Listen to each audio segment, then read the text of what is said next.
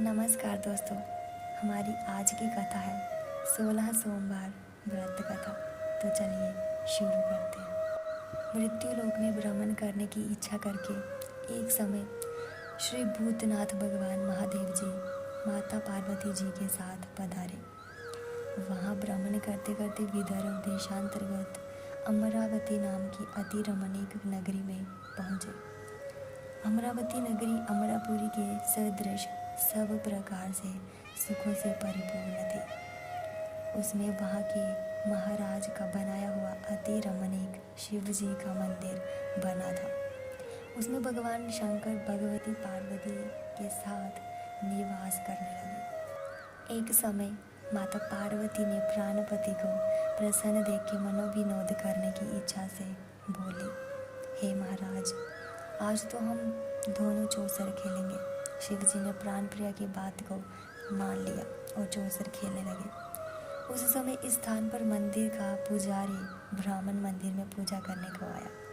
माता जी ने ब्राह्मण से प्रश्न किया कि पुजारी जी बताओ, इस बाजी में दोनों में किसकी जीत होगी। ब्राह्मण बिना विचारे ही शीघ्र बोल उठा कि महादेव जी की जीत होगी। थोड़ी देर में बाजी समाप्त हो गई और पार्वती जी की विजय हुई। अब तो पार्वती जी ब्राह्मण को झूठ बोलने के अपराध के कारण श्राप देने को उद्यत हुई। तब महादेव जी ने पार्वती को बहुत समझाया, परंतु उन्होंने ब्राह्मण को कोढ़ी होने का श्राप दे दिया। कुछ समय बाद पार्वती जी के श्रापवश पुजारी के शरीर में कोढ़ पैदा हो गया। इस कारण पुजारी अनेक प्रकार से दुखी रहने लगा। इस तरह के कष्ट भोगते हुए जब बहुत दिन हो गए तो देवलोक की अप्सराएं शिव जी की पूजा करने उसी मंदिर में पधारी और पुजारी के कोढ़ के कष्ट को देख बड़े दयाभाव से उससे रोगी होने का कारण पूछने लगी। पुजारी ने निसंकोच सब बातें उनसे कह दी। वे अप्सराएं बोली, हे पुजारी, तुम अधिक दुखी मत होना। भगवान शिव जी तुम्हारे कष्ट को दूर कर देंगे। तुम सब व्रतों में श्रेष्ठ 16 सोमवार का व्रत भक्ति भाव से किया करो। पुजारी जी अप्सराओं से हाथ जोड़कर विनम्र भाव से 16 सोमवार व्रत की विधि पूछने लगा। अप्सराएं बोली कि जिस दिन सोमवार हो उस दिन भक्ति के साथ व्रत करें। स्वच्छ वस्त्र पहने, आधा सेर गेहूं का आटा ले, उसके 3 अंग बनाएं और घी, गुड़, दीप, नैवेद्य, पूंगी फल, बेलपत्र, जनेऊ, जोड़ा, चंदन, अक्षत, पुष्पादि के द्वारा प्रदोष काल में भगवान शंकर की विधि से पूजन करें। तत्पश्चात अंगों में से एक शिव जी को अर्पण करें, बाकी 2 को शिव जी की प्रसाद समझकर उपस्थित जनों में बांट दें और आप भी प्रसाद को चखें। इस विधि से 16 सोमवार व्रत करें। तत्पश्चात 17वें सोमवार के दिन पाव सेर पवित्र गेहूं के आटे की बाटी बनाएं। तदनुसार घी और गुड़ मिलाकर चूरमा बनाएं और शिव जी का भोग लगाकर उपस्थित भक्तों में बांटें।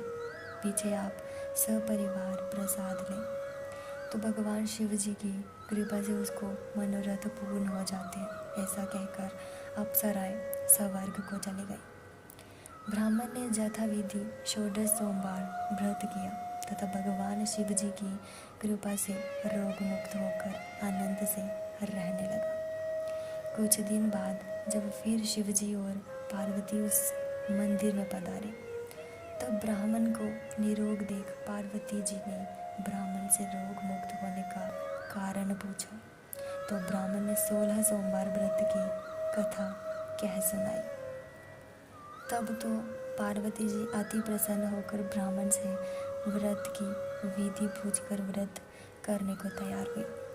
व्रत करने के बाद उनकी मनोकामना पूर्ण हुई तथा उनके रूठे पुत्र स्वामी कार्तिकेय स्वयं माता के आज्ञाकारी हुए।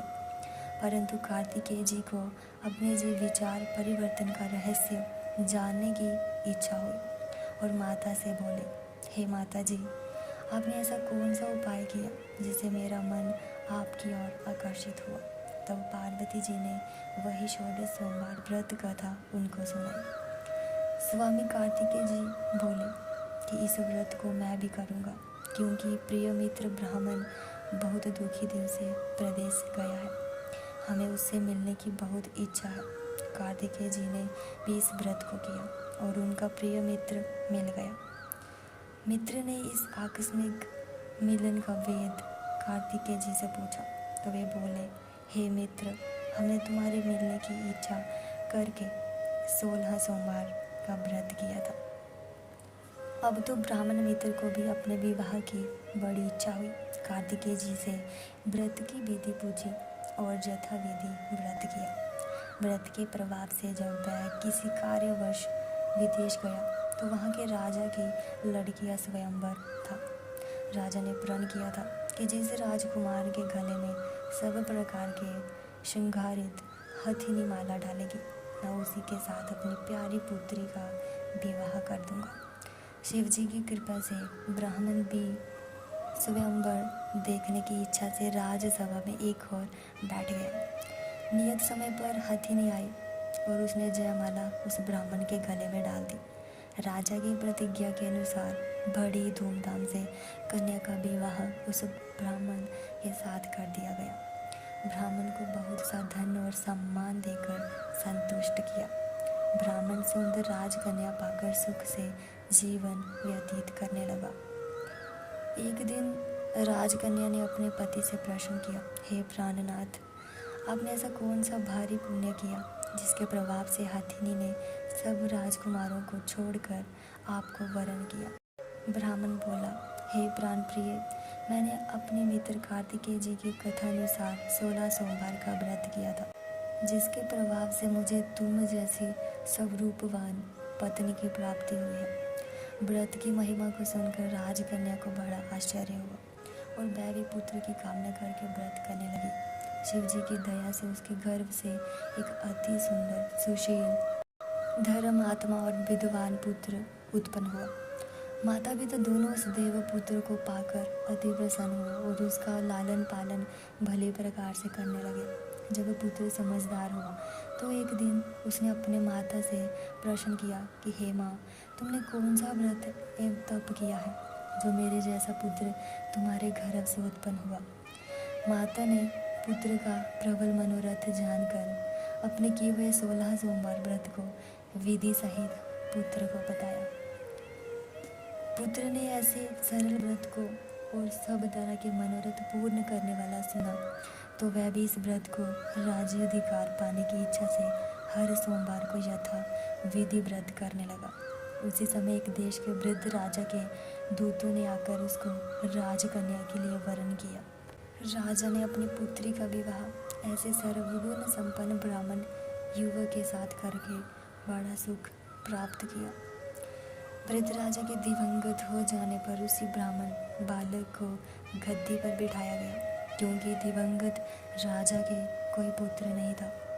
राज्य का उत्तराधिकारी होकर भी वह ब्राह्मण पुत्र अपने 16 सोमवार के व्रत को करता रहा। जब 17वां सोमवार आया तो पुत्र ने अपनी प्रियतमा से सब पूजन सामग्री लेकर शिव पूजा के लिए शिवालय में चलने को कहा, परंतु प्रियतमा ने उसकी आज्ञा की परवाह न की। दास दासियों द्वारा सब सामग्रियां शिवालय भिजवा दी और आप नहीं गई। जब राजा ने शिव जी का पूजन समाप्त किया तब एक आकाशवाणी राजा के प्रति हुई।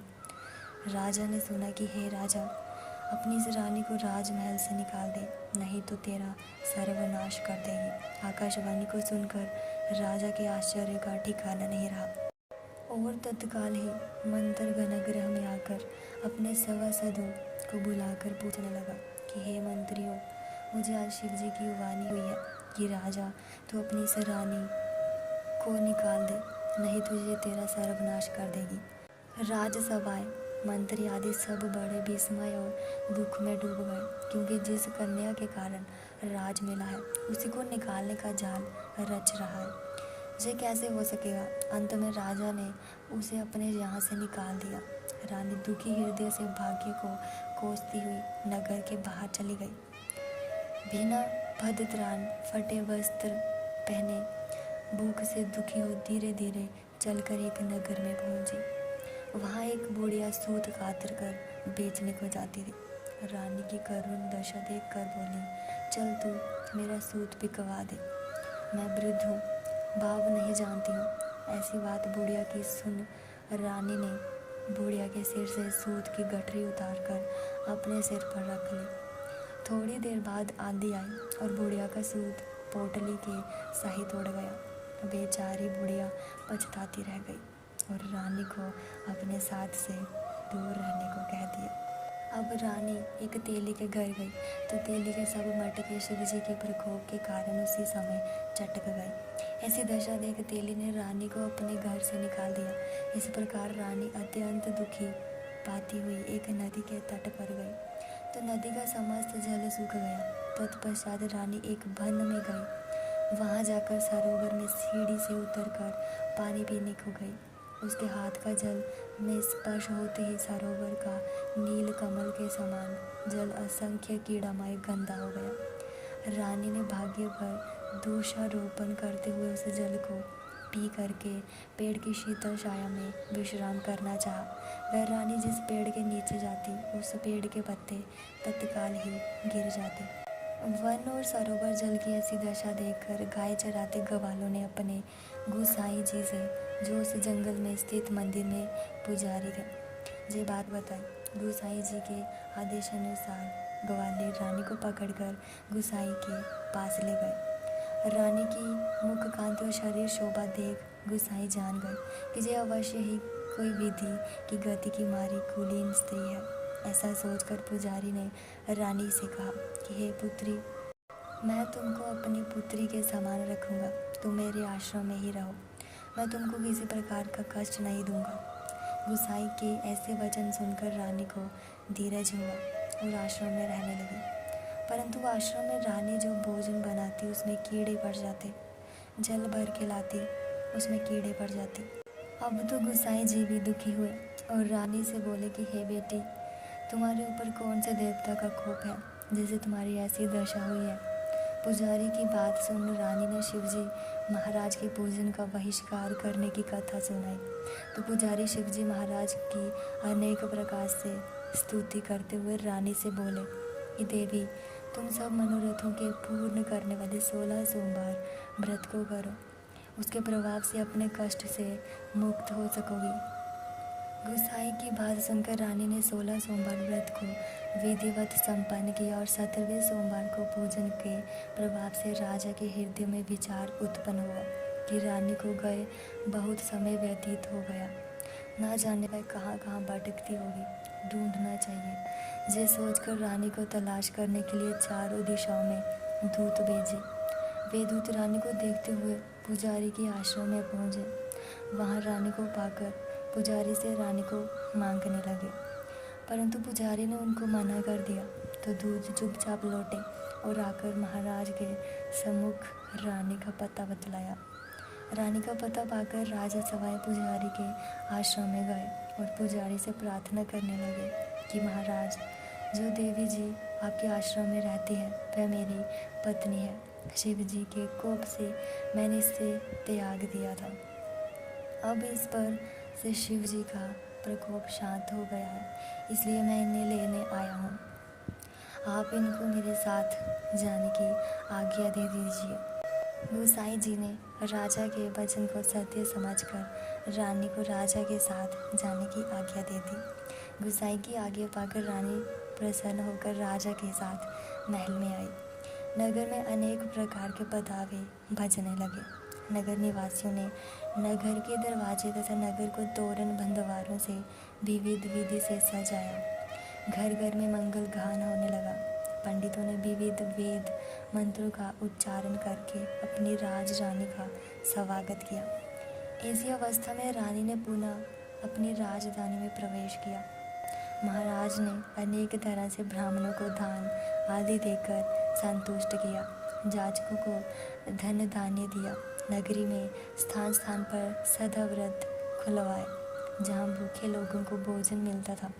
इस प्रकार से राजा शिवजी की कृपा का पात्र हो राजधानी में रानी के साथ अनेक तरह के सुखों का भोग करते हुए सोमवार का व्रत करने लगा।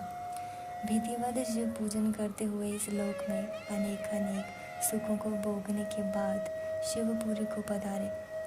ऐसे ही जो मनुष्य मनसा वाचा कर्मणा द्वारा भक्ति सहित 16 सोमवार का व्रत पूजन इत्यादि विधिवत करता है, वह इस लोक में समस्त सुखों को भोग कर अंत में शिवपुरी को प्राप्त होता है। ये व्रत सब मनोरथों को पूर्ण करने वाला है। ओम नमः शिवाय। ऐसे ही ज्ञानवर्धक कहानियों के लिए चैनल को सब्सक्राइब ज़रूर करें। धन्यवाद।